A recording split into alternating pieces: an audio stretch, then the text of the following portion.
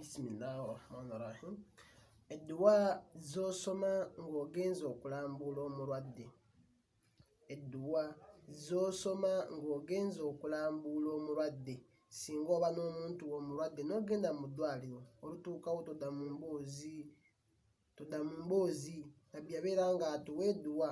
Singa oba otuusa awali omulwadde, ziri edduwa ebbiri enkulu ennyo, nga singa otuuka awali omulwadde oyo n'omusabira, Allah asobola okuyisiza okwo n'abeera ng'amuwonya. Dduwa esooka egamba, omusabira nti la ba'as tahurun insha Allah.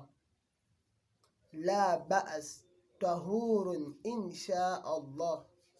Njiddamu, gamba la ba'as tahurun insha Allah. Gambe la ba'as, don't worry, teweeraliikirira. Tahurun insha Allah. Sobola okugamba ekivunula nti ojja kutereera oba ojja kubeera ng'otukuzibwa okuva mu bulwadde bulimu. Allah, it will be purification for you. Allah ajja kutukuza insha Allah. Allah wanaaba ayagadde. So nti teyeeraliikirira, waaba wakuwona Allah ajja kukola ki?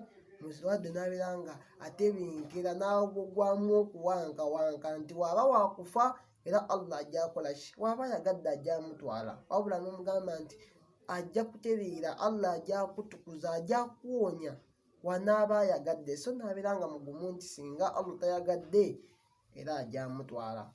Dduwa ey'okubiri tugamba nti as'alullahu al-azim rabbul arshil azim an yashfiyaka.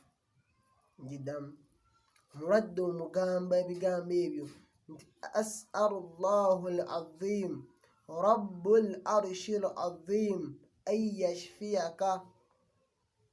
Omusabira omulwadde ono n'ebigambo ebyo nti as'alullahu al-azim, nsaba Allah tabaraka wa ta'ala al-azim, omunene ennyo, ow'ekitiibwa atenkanika, rabbul arshil azim, omulezi wa namulondo arishi al-azim, etenkanika, arishi eya waggulu, namulondo ey'ekitiibwa ennene eterinayina. So bano ab'okunsi oba omaze okubafeebya nti Allah gw'ositudde waggulu, namulondo etarinagirina mulala, n'ogamba nti an yashfiyaka, nsaba Allah oyo ow'ekitiibwa waggulu ennyo omunene, nanyini namulondo oba omulezi wa namulondo ey'ekitiibwa ennene, abeere ng'akuwonya.